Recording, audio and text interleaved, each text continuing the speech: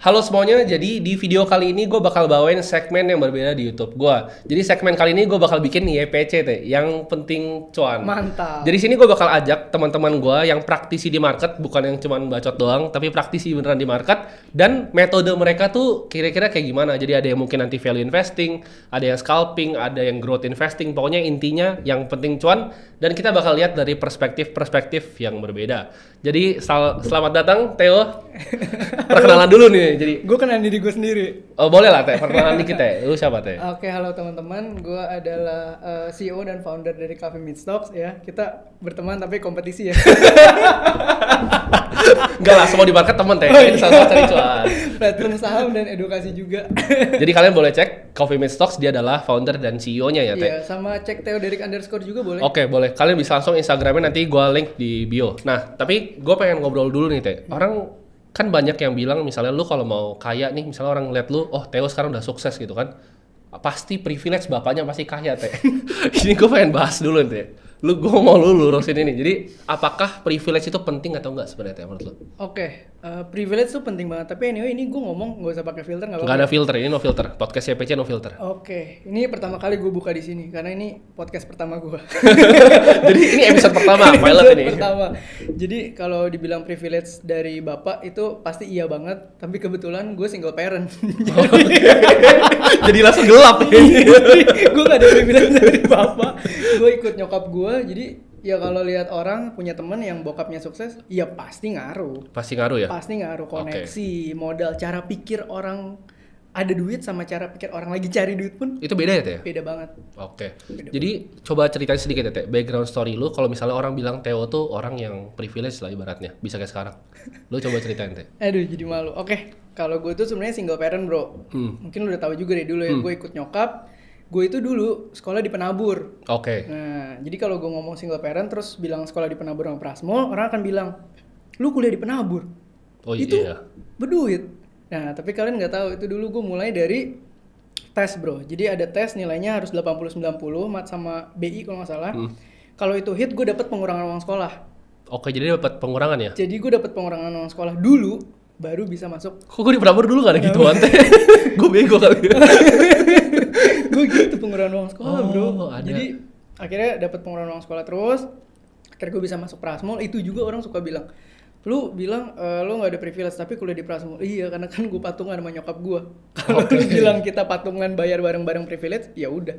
Tapi itu sebuah struggle yang di gue lewatin dari masa-masa kecil. Jadi proses lu pas lu yang di Prasmul itu, lu waktu itu kerjain apa Teh sampai bisa ibaratnya patungan sama nyokap lu? Dagang bro. Dagang apa tuh? Jadi to be honest di Prasmul itu kan pangsa pasarnya middle high gitu ya. Dulu kan gue sebenarnya bukan termasuk audiensnya Prasmul gue tuh sebenarnya gitu ya. Nah tapi karena punya pangsa pasar yang kayak gitu, gue dulu suka jualin tempered glass, Oke. power bank. Nah Oke. dulu kan rumah gue deket sama kayak supplier tempered glass yang kalau kita beli 30-40 ribu di situ. Kalau di Prasmul itu kan saingannya iBox Tim. Oh iya. Jadi tempered glassnya itu harganya 400 ribu, 500 ribu. Jadi gue bisa dapat margin yang tinggi. Buat teman-teman yang pernah beli tempered glass gue, Kayaknya bisa jadi kayak sekarang ternyata karena kalian. bantu gue. Oke, jadi selain jual tempered glass tuh ada yang lu kerjain lagi nggak Teh? Selama lu proses lu dagang tadi kan, berarti berbagai macam ya lu dagangin. Macam-macam, kue lapis. Kue lapis Ya, lu berdagang. tiap Sincia sama Lebaran. Oke. Itu gue dagang kue lapis. Baju-baju koko, Oh. bukan koko ini ya, tapi Iya, opa-opa. tahu baju-baju koko tahu. Dulu ada zaman dimana lu ngerasa pakai blazer keren banget ya. Nah itu gue jual blazer-blazernya. Oh, lu juga jualan blazer waktu itu. Iya, terus power bank baru masuk itu gue jual juga, power bank yang bisa mati sendiri dulu. Jadi banyak lah, hampir semua bro. Jadi- selama 7 semester gue jualan terus. Oke, teman-teman yang mungkin di sini itu banyak yang kadang bilang ke gua Teh, mau jualan tuh malu. Itu saran dari lu apa? Masalahnya gue juga malu bro. Tapi gue malu nggak punya duit gitu. Nggak guys, jadi kalian boleh malu kalau kalian punya duit. Kalau kalian udah malu nggak punya duit, singkirin dulu lah. Singkirin Kita dulu ya. mulai dari bawah aja. Oke, jadi setelah dagang berbagai macam tuh kue lapis, baju kokoh, ada lagi nggak Teh kira-kira? yang Jadi lu dulu jualan? ya, ini intermezzo aja. Semester 1 gue pernah doa. Zaman gue dulu kuliah, 50 juta tuh gede Tim. Anak sekarang 50 juta kecil. Gede lah, 50 juta masih Gua gede bilang, lah. Tuhan boleh nggak? Gue semester akhir pengen lulus kuliah punya 50 juta. Dagang. Kesampean tuh. Semester 6 50 juta. pede gue bro, temen gue dulu di belakang gue ngantri ATM, gue kalau pencet saldo, pencet yang ambil nggak keluar stroke tuh nggak lu? Oh. Anjir duit tuh banyak banget gitu ya. Itu ngerasa keren. Gue lulus, semester 7 mau lulus, family gue kena masalah. Oke. Gue harus share tabungan gue semua selama 7 semester, kepake 48,5 juta bro. Jadi itu tabungan lu selama 7 semester? Iya, 50 potong 48,5, sisa 1,5. Itu perasaan lu gimana, Teh? Kenapa lu decide kan biasa kadang itu lu memang harus bantu berarti waktu itu? Bantu, karena gue single parent, single son. Oke, jadi lu single son ya? Lu cuma berjuang berdua sama nyokap lu berarti? Iya, jadi ada momen dimana gue ngerasa kayak, anjir kalau gue punya engkau, bagi dua nih cengli. Nggak ada gitu kan. Jadi ya udah gitu. Oke. Ya nggak sekeren itu juga gue terima kenyataan, nggak seminggu juga gue kayak, Tuhan yang bener aja nih nabung 7 semester loh. Masa habisnya sehari? Gue kayak nggak semangat cari duit, Tim. Terus lu habis itu apa yang lu lakuin buat gak dapat duit lagi, Teh, habis itu? Nah, itu kebetulan temen gereja gue ngajakin, mau bikin event nggak? Event bazar. Oke. Oh, terus gue pikir-pikir, oh ya, Prasmul kan semester 7 bisnis plan tim. Berarti satu angkatan semua harus bikin bisnis dong. Ya udah diajakin bikin wadahnya, gue tawarin satu Prasmul. Nah, dari situ event pertama di GI, balik duitnya. Jadi Satu event duit lu yang tadi itu balik? Jadi bulan Mei itu Kota Tua Market, kalian bisa cek di Google tuh, Kota Tua Market di Grand Indonesia. Bulan Mei, bulan April itu kasus family gue. Oke. Kasus family gue 1,5 juta. Bulan Mei event 3 hari, 4 hari. 4 hari lu 4 kerjain hari pengunjung 25.000 orang, gue dapet bersih cuan 250 juta. Malah dapat lebih ya berarti ya? Berlipat-lipat. Oke, itu interesting banget. Jadi lu jalanin event ini berarti cukup lama Teh abis itu? Lu begitu Lama. ngerasain duit dari event lo, wah ini mantap nih gitu kan? Langsung. Nah tapi aneh kan, misalnya lu sebenarnya kalau gue lihat ya, lu seorang entrepreneur lah ibaratnya. Lu ngerjain apapun, lu pedagang juga, yang penting bisa cari duit kan ya, kayak YPC gitu, yang penting cuan. Iya, Tapi ini survive. apa yang bikin lu pertama kenal saham, Teh? Itu dia bro. Karena pertama kali dapat uang cash, terus gue biasalah, semua orang mulainya gimana sih? Pernah nggak sih lu googling cara kaya? Pernah? Iya kan? How to make money online? Pernah nggak sih cara kaya atau apa gitu Iya. kan? Lu research terus lu kayak saham. Terus ini semua orang selalu ngomong ya, Iya. berapa orang terkaya di dunia pasti Dari saham. Padahal itu saham company mereka kan. Iya. Ya cuman waktu itu kan kita juga taunya, wih saham mantap banget gitu Iya. ya. Ya udahlah, gue langsung nyari tahu karena ada uang cashnya gitu. Jadi gue ketolong sampai sekarang itu karena pertama memang saham bantu banget. Kedua money management gue ekstrim bro. Ini kalau ini gue tahu personal sih, Theo ini money managementnya emang ekstrim dan dia menurut gue salah satu yang walk the talk gitu. Kayak misalnya gue kadang ngajarin finansial tapi lu tahu kayak spending gue berapa. Jadi kalau Theo ini memang bisa, kenapa lu bisa sampai ekstrim gitu Theo money managementnya? Habit. Kebiasaan. Makanya setiap kali ditanya tentang cara atur duit, gue selalu bilang habit. Gue kedorong kondisi dimana kalau habit gue nggak kayak gitu, gue nggak bisa punya posisi gue yang sekarang. Gue ada pertanyaan Theo, lu bisa secapai aset lu yang sekarang tanpa investasi saham nggak? Nggak mungkin lah. Nggak mungkin berarti ya? Iya, beli rumah aja dari saham. Terima kasih bursa. Gue juga terima kasih bursa. Iya, makanya. Jadi memang menurut lu nggak mungkin ya lu bisa seperti sekarang tanpa investasi di saham gitu? Nggak mungkin bro. Nggak mungkin. Jadi lu tadi mulai tuh perjalanan awal lu di saham tuh seperti apa? Nggak keren sih. Literally gue kayak, temen gue siapa sih yang udah di pasar saham? Billy. Billy gitu kan. Udah gue kontakin aja, Bill, lo biasa, lo di saham ya? Iya teh, gini. Saham mantep ya? Mantep. Company kayak apa sih teh yang mantep? Bill gitu kan. Lu nanya langsung Nanya tiker apa nih kayak langsung. teman-teman nih, abis ini banyak yang komen nih, Langsung, beli apa nih gitu. Company A, B gitu ya, gue nggak sebut-sebut lah ya. Ya, jangan sebut-sebut di Ya, sini. udah sensitif ya. Ya company A, B. Oh ini bagus ya Bill? Ya udah, beli bro. Lu pertama kali beli analisa dulu nggak waktu itu? Enggak lah. Lu masih ingat nggak lu belinya jumlahnya berapa juta yang lu keluarin untuk beli saham pertama lu? 3 juta. 3 juta buat beli saham pertama, cuan nggak itu saham pertama? Kayaknya yang pertama sempet cuan gitu, kayak gue kaget. Hah? 3 juta taruh bentar, untung 10%, 300.000 dong, floating dong. Tahu gitu gue taruh 150 juta. Mana gak mikir gitu. Gua sampai sekarang aja masih kadang mikir gitu teh kalau posisinya kecil. Terus gue mikir gitu, ya udah. Akhirnya gue tambah jadi kayak 15 juta gitu. Itu buat umur gue 15 juta di saham tuh gede banget tim. Lu waktu itu umur berapa teh? Waktu itu pas mulai? 21 ke 22, 21, 22 ya? Iya. Masih muda banget ya? Iya, Gila. terus kayak gue lupa lah, pokoknya ada kejadian tiba-tiba itu floating loss Oke. gila, gue jual. Lu cut loss langsung Jadi ya. gue floating 300.000, 15 juta taruh, ruginya tuh hampir 5 juta. Itu gimana mental lo? Karena gue kenal banyak teman gue yang kayak misalnya dia masukin 5 juta nih pertama ke saham, terus hilang 3 juta, terus dia jadi pahit sama saham. Gue langsung ngerasa kayak anjir, tahu gitu kemarin gue pakai buat belanja ya duitnya. Gue juga lagi kayak gitu sih sekarang deh. Udah gue irit-iritin, niatnya nambah duit malah hilang. Akhirnya gue cari Billy lagi bro. Jadi lu ngomong apa waktu itu sama Billy? Ngomong, Bill, kok bisa untung ruginya secepat ini ya? Kata dia, loh ya memang dunia saham gitu. Makanya lu udah mulai, udah. Makanya lu belajar, dari situ lah. Googling. Jadi lu belajar tuh karena lu nanya Billy waktu itu ya? Iya. Oke, proses belajarnya tuh gimana Teh waktu itu? Waduh ini udah cukup lama ya. Cuman gue tetap googling. Kebanyakan sih ngobrol sama Billy. Terus Oke. Billy ada temennya lagi yang kayak, oh ini di pasar saham nih dari kuliah banget nih gini-gini. Ya udah, Bill ajakin ngopi Bill. Oke. Ngopi bro. Ngopi itu sumber belajar gue. Jadi lu ngopi sambil belajar saham ya ibaratnya. Jadi keren banget teman-teman, ngopi jangan bukan yang nggak penting doang ya. Makanya namanya Coffee Meet Stocks. Oke, jadi pas tuh sama namanya Coffee Meet Stocks ya, karena lu ngopi sambil belajar saham. Awalnya komunitas ya Teh waktu itu. Iya, pertama bikinnya. awalnya offline bro. Awalnya offline? Offline. Oke, interesting ya berarti. Jadi lu coba dari offline sampai lu bisa bikin kayak sekarang, dan namanya itu terinspirasi karena lu suka ngopi ya Teh. Kita juga pertama kali ketemu ngopi sebenarnya. Ngopi. Iya bener sih guys. Gue pikir-pikir lagi sebenarnya lu kalau mau dapat duit banyak harus cari info lewat mana? Kopi. Iya. Bersyukurnya tuh orang-orang yang cukup hebat itu suka ngopi. Iya sih. Jadi kalau diajakin ngopi senang, sedangkan ngopi paling di Starbucks aja 100.000 ilmunya udah ilmu jutaan. Setuju sih gue. Setuju sih. Iya kan? Jadi tinggal modal ngopi aja ya sebenarnya. Modal ngopi. Nah tapi lu ceritain sedikit ya Teh. Lu tuh udah berapa lama sih di pasar modal? Gua itu Dari tahun berapa? di pasar modal itu paling 5-6 tahun kali ya. Gue tuh belum selama kayak partner gue kayak si Ben tuh dari SMA 1 gitu loh. Gue enggak. Gue dari ada duitnya mau diperbanyak baru cari instrumennya. Oke, jadi lu waktu udah punya duit dulu waktu itu berarti? Iya, dulu juga gue belum ngerti kayak ya ini gue nyelip nggak apa-apa ya. Gak apa-apa. Kenapa orang suka ribut gitu? Bukan ribut ya, suka kayak lu gue 3 hari cuan 50%, lu ngapain nyimpen saham 2 tahun?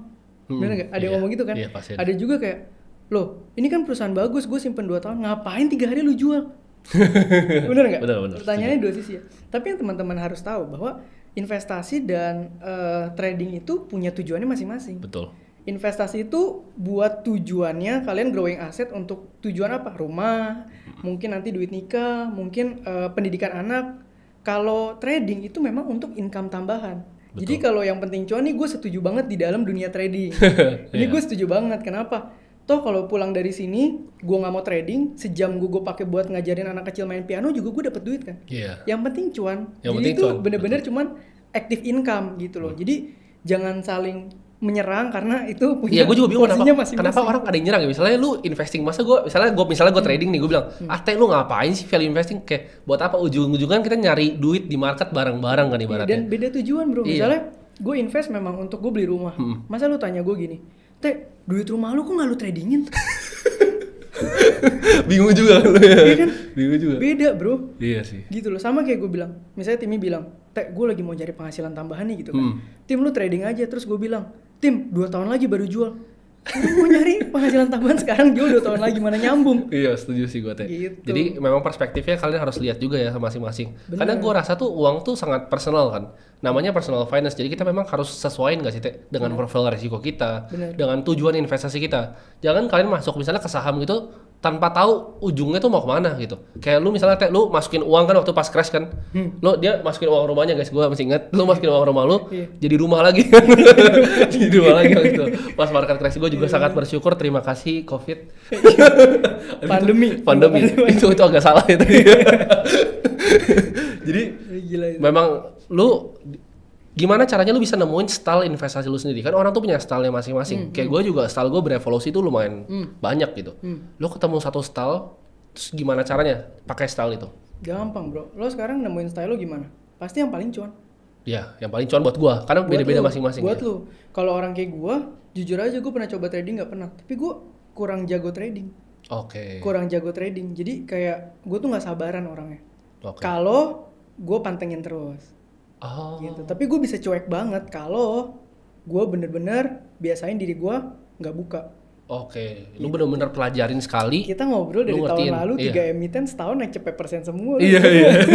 Tapi harus setahun. Gak bisa sebut itu Nggak bisa tapi. sebut. Gak bisa sebut. Iya, yang cepet persen semua sih itu Iya, emitennya. semua makanya. Jadi kalau dia lu lebih sabar ya Teh, berarti lu nggak pernah mantauin namanya running trade gitu, lu jarang ya? Enggak, karena gini, trading itu tuh kayak sebenarnya waktu yang lo keluarin untuk dapetin income. Setuju sih gua. Gitu loh. Jadi kalau sekarang misalnya lo nih, Tim, sejam lo jadi speaker di sini. Bayarannya gede gitu ya. Sama sejam lo mantengin saham. Kan lo punya 2 opsi. Setuju. Lo mau income tambahan lo dari yang mana? Iya. Oh, gue speaker aja deh misalnya gitu kan. Ya udah, ngapain lo tradingin? Di sini waktu lo. Iya. Ya lo duitnya lo diemin.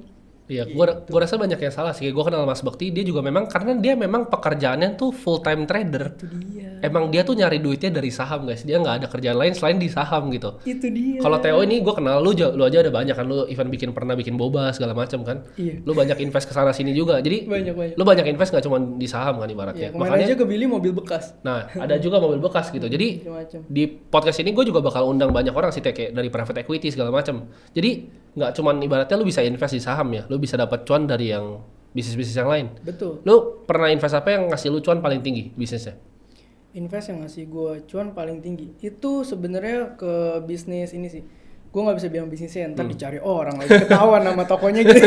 Pokoknya itu salah satu bisnis yang jualan keperluan untuk pet gitu. Oh, ya. Jadi itu ada satu ekspansi, gue ditawarin kayak, "Teh, ini mau ekspansi nih, buka cabang gitu ya. Lu mau modalin nggak? Gue bakal kasih lu persenan per bulan, kita tanda tangan kontrak cukup gede." Akhirnya gue beraniin diri, gue doain dulu ya 3 hari kan serem nih. Doa, lu doain 3 hari tuh? Semua hal gue doain Lu dulu. luar biasa. Gua doain Podcastin doa dulu nggak tadi? Doa. Oh. Supaya nggak menyesatkan. Terus gue kayak, wah ini gue coba deh gitu ya, Tuhan gue coba ya. Udah gue coba, gue taruh. Udah jalan 3 tahun, jadi per bulan hidup gue sama cicilan rumah sisa, kan gue kan nggak lunasin ya, karena gue puter duitnya, itu semua passive income udah nutup. Oke, jadi lu dapat passive income tuh dari bisnis lu, dan misalnya lu dapat duit dari manapun itu lu taruh saham semua berarti Teh? Rata-rata. Beda lagi. Oh. Jadi uang saham tuh memang duit nganggur yang gue memang mau puterin di saham. Makanya lu lihat mobil gue tadi. Oh, iya. Kenapa? Gue nggak ganti-ganti. Gak apa-apa lah, gak Dari apa-apa. umur 22. Yang penting isinya, isi tabungannya. Amin. Gitu. Jadi kita nggak bisa judge orang tuh dari penampilannya Iya, aja kan sebenarnya. iya. Karena banyak guys yang gue kenal itu kalau lihat misalnya dia pakai mobil nih, lu lihat dia kayak gembel, kadang naik Gojek bahkan. Tapi lu kalau datang ke rumahnya, buset, ngeri banget itu rumah di Mentengnya itu. Jadi memang banyak sih orang-orang kayak gitu guys. Iya. Jadi kalau misalnya saran lu gimana Teh? Kalau untuk money management nih, orang kan kebanyakan zaman sekarang tuh banyak gaya ibaratnya. Gimana caranya sesuaiin yang biaya hidup sama gaya hidup tuh dipisah? Itu sebenarnya gue nggak bisa paksa anak muda langsung menguasai ya. Karena balik, semua anak muda itu pernah ngelewatin masa kaget dapet duit. Iya. Masa pengen show off ke semua orang kalau semudah ini gue udah kaya. Itu nggak bisa dihindarin gitu. Setuju. Itu pasti ada momennya. Cuman yang pengen gue bilang adalah jangan buat momen itu menghabiskan uang lu terlalu banyak. Jadi ketika lu memang sudah ada di posisi itu misalnya dan lu pengen ini ya lu budgetin 30% lah. Lu mau beli sendal 30 juta juga nggak apa-apa, asal itu 30% doang. Dari 30% budget ya? yang lo mau pakai buat show off di masa muda misalnya. Karena gue nggak bisa munafik kayak bilang semua orang harus. Tapi lu keuangan ada dari nggak? muda, gitu. Tapi lu ada nggak masa yang gitu? Iya, Ada kan? gue kan suka gadget. Oh. Gue suka gadget. Oke. Jadi pertama kali gue dapet duit itu gue bisa langsung beli laptop 15 juta gitu. Oh, oke. Pokoknya tapi kalau lu 30% ya? 30%, tapi waktu dulu awal-awal. Terus seiring berjalan, ini balik lagi orang beda-beda. Kalau gue kan sandwich generation ya. Jadi sandwich itu kita kejepit guys. Kita harus siapin uang buat orang tua, siapin buat diri kita, siapin buat anak di masa depan gitu. Jadi kalau gue dulu ekstrim, gue dapat dividen. Misalnya gue pernah dapat dividen tahun berikutnya 200 juta. 10% gue perpuluhan. 20 juta. Sisa 180 ya. 5 juta gue kasih orang tua. Ya itu nggak terlalu gede dulu karena gue masih umur 23 atau 24 itu. 5 juta kasih nyokap gue. Sisa 175 ya. Gue pakai beli sepatu 3 juta. 172 ya. 170-nya udah invest. Iya, udah gue kesampingin. Lu ekstrim berarti ya investnya? Ekstrim. Enggak invest semua, mungkin kayak 70-nya gue masukin saham, 100-nya gue bikin liquid. Kenapa? Karena semakin mudah menurut gue kalian kalau semuanya di saham juga percuma. Gue setuju. Opportunity gede kalau kalian punya uang cash.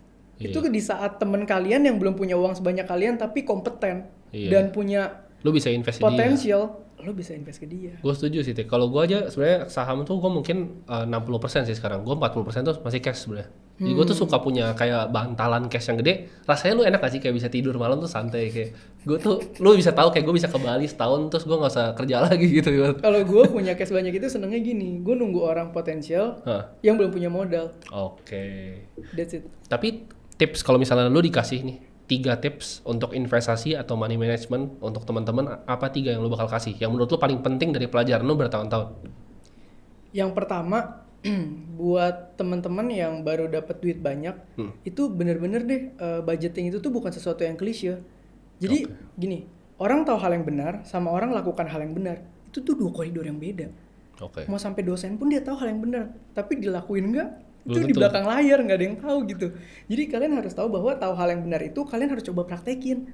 Money management tuh banyak banget alirannya, mau yang 50-30-20 simpelnya macam-macam. Yang penting per bulan kalian harus budgetin untuk investasi dan tabungan sama untuk investasi ilmu. Udah gitu loh. Sama kebutuhan kalian tuh kalau bisa jangan lebih dari 40%. Kebutuhan jangan lebih dari 40% ya? Termasuk gaya-gaya kalian di dalam situ ya. Udah pasti sisanya kalian punya ruang untuk bertumbuh. Jadi buat teman-teman jangan kebanyakan gaya ibaratnya ya. Karena ya sebenarnya biaya hidup tuh nggak terlalu mahal ya. Yang mahal tuh gaya hidup nggak sih? Bener, gue sih murah banget. Kalau boleh dibuka nih, kira-kira berapa Teh biaya hidup per bulan? Wah, lu bisa kaget loh.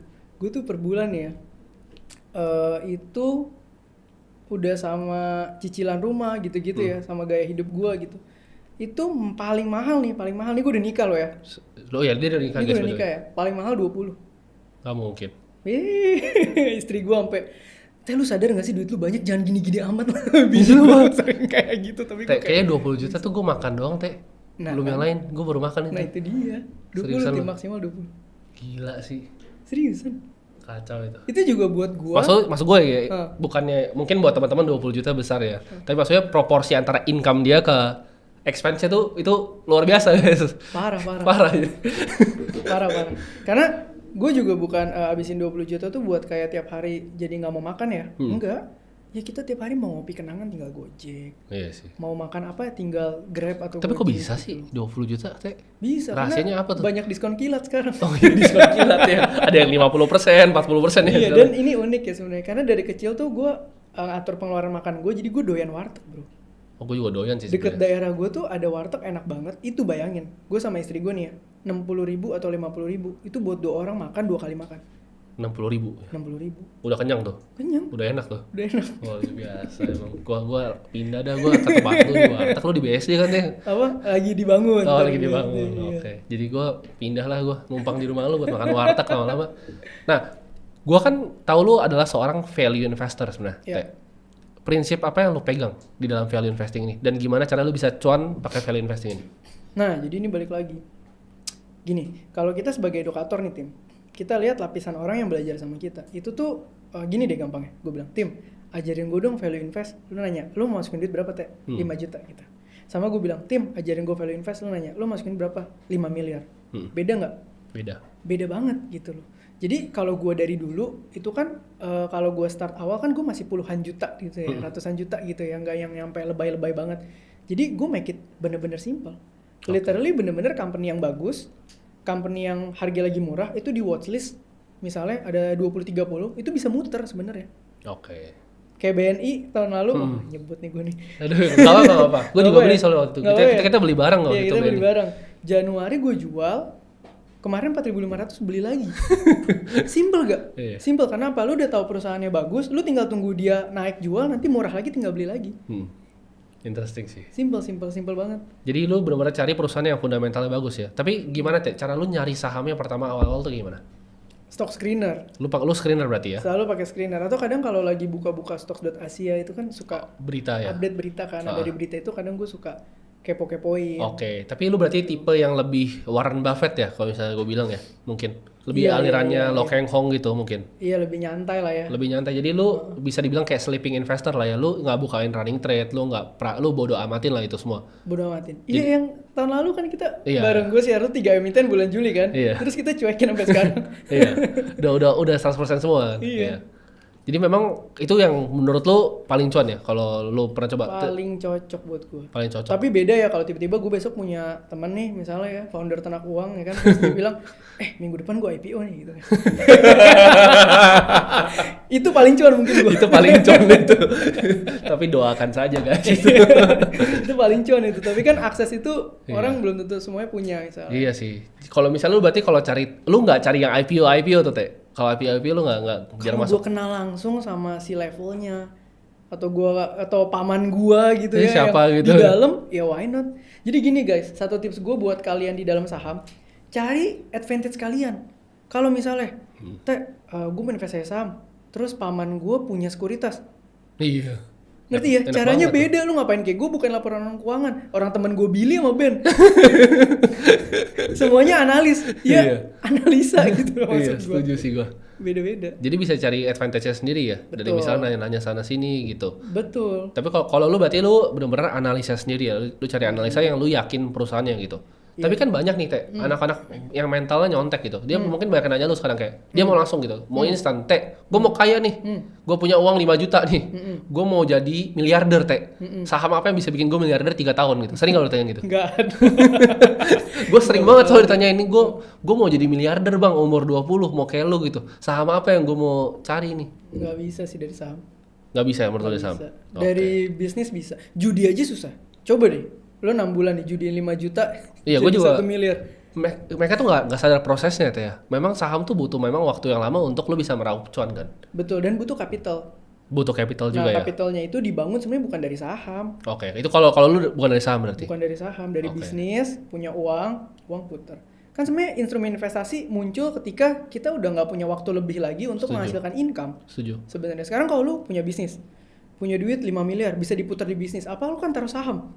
Nggak mungkin, lu pasti taruh bisnis, putarannya lebih kencang. Tapi begitu bisnis lu udah mulai growth-nya mentok, nah lu kan punya ruang dong. Iya. Nih duit nganggur nih kemana nih? Iya. Nah pilihlah instrumen investasi, pasti gitu. Oke, lu selain saham tuh ada yang lain nggak Teh? Lu invest obligasi nggak atau yang lain? Kripto, Kripto lu suka? suka. Oh, Oke, jadi ini value investor tapi kripto, jadi memang agak nyeleweng gitu ya? Iya, jadi ada budget memang buat, nah ini saham gue sekarang duitnya buat apa? Buat kelahiran anak gue 3 tahun lagi. Oh, Jadi saham gua lu tuh ada buat planning, anak nih? kelahiran anak gue sama biaya pendidikan. Lu udah siapin semua pendidikan berarti ya? Jadi Pos-posnya udah ada tuh? Iya, jadi di saham itu duit buat itu. Oke. Gitu. Nah kemarin juga gue bercanda di BNB kan, kemarin BNB sempat 250, Iya. gue beli kan banyak kan. Nah itu juga gue bercanda kayak, wah ini anak gue kalau lahir BNB-nya terbang gue kasih nama Chow Derek nih. Beneran lu, hati-hati lu. Hati-hati lu. Bener-bener itu gue siapin buat keperluan berapa tahun di depan. Oh, oke. Gitu. Jadi kalau nanya gue, lu nggak jual saham? Enggak, karena keperluannya masih 3 tahun lagi, ngapain gue urusin sekarang? Jadi itu memang buat sebagai wadah aja Teh ya bagi lu ya untuk lu bisa Ada. berinvestasi. Tapi kalau lu tanya gue, lu mau penghasilan tambahan dari mana Teh? Generated cash flow. Oh gue lebih suka bisnis. Oke. Jadi memang beda-beda ya guys orang. Jadi ada yang lebih suka mungkin bisnis, baru uangnya dipisahin ke saham. Beda. Ada yang juga mungkin sukanya tuh di saham doang, gitu mainnya di Beda. saham. Nah, tapi sejak kemarin gue juga di CMS ada tim analis. Nah itu gue mulai budgetin, swing Oke. trade, trading. Oh, tapi lu juga coba-coba tuh? Yo coba masukin. Oke, tapi bukan lu yang analisa berarti swing trade-nya gitu? Bukan, ngapain? Ini tim analis. Tim analis aja ya? Iya. Iya. Gue juga sekarang kalau misalnya kayak mau analisa teknikal, gue males. Gue tanya aja ke tim gue ini, Iya kan? berapa bro masuknya? Nah, itu karena mereka tiap hari di situ. Iya, gue mager kalau latihan teknikal gitu. Jadi Males. ya. Iya sih, gue setuju sih Teh. Gue juga gitu. Iya kan? Iya kan? Iya, gue juga gitu. Kayak sekarang gue udah lumayan jarang sih sebenarnya analisa yang benar-benar detail karena gue ada analisa juga. Jadi kayak gue minta Iya. ini berapa sih kira-kira intrinsic value itu berapa? Gue mau tahu aja gitu. Iya toh orang bakal makin jago di dalam market ketika dia memang tiap hari di dalam situ sebenarnya. Iya, setuju sih. Gitu. Setuju. Jadi memang kalau misalnya tips dari lu tuh untuk orang tuh ibaratnya saham dipakai sebagai instrumen untuk mencapai tujuan finansialnya masing-masing Semua ya. instrumen investasi tujuannya itu. Karena memang beda-beda sih Teh. Kayak misalnya orang yang ibu rumah tangga mungkin itu beda mungkin sama gua. Gua masih muda, masih YOLO, uang gua hilang semua gua bisa bikin lagi gitu. Sedangkan kalau ibu rumah tangga mungkin lebih cocok kayak style yang lu dia bisa mungkin tabung untuk anaknya gitu. Atau misalnya anak muda nih yang sebenarnya passionnya misal di IT. Gua males lah mantau market gitu. Gua males latihan market, tapi gua mau investasi nih. Ya itu mungkin style lebih cocok kali ya tadi. Value investing jangka panjang. Sebenarnya itu bukan style juga Tim. Full time trader butuh investasi gak? Butuh. Butuh. Iya. Entrepreneur butuh investasi nggak? Butuh. Butuh. Karena apa? Karena kita bukan ngomongin style, kita ngomongin waktu. Iya. Full time trader juga cuma punya waktu hidup selama jam market. Iya. Mereka juga cuma punya waktu hidup 24 jam. Iya. Tapi di luar itu mereka butuh sebuah wadah untuk tetap nyari cuan di saat mereka nggak bisa nyari cuan. Trader yang gue tahu ya, scalper yang jago gue tahu teh. Mereka tuh ada 2 akun biasa. Nah. Jadi satunya scalping nih. Jadi benar-benar ini nyari duit, ini kayak kerjanya lu gitu. Dia buang ke yang satu lagi yang saham tabungan. Nah kan tetap ada. Rata-rata bisa begitu. Even direktur sekuritas tuh ada yang begitu juga yang gue Iya. tahu. Investasi itu bukan pilihan. Itu udah Kewajiban nggak sih? keharusan. Harus karena nggak sih? waktu lo tuh terbatas.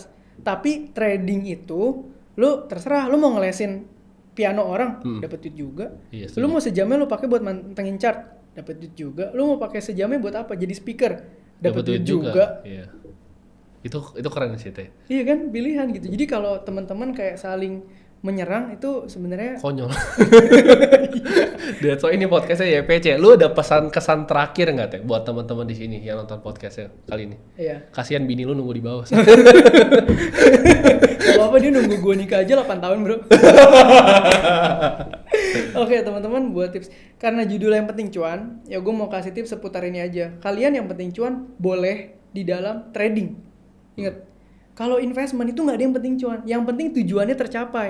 Kalau udah ngomongin tujuan tercapai itu udah ngomongin manage resiko. Betul. Jadi jangan dicampur ya. Teman-teman tips gue itu aja. Kalau kalian mau trading yang penting cuan nggak ada masalah.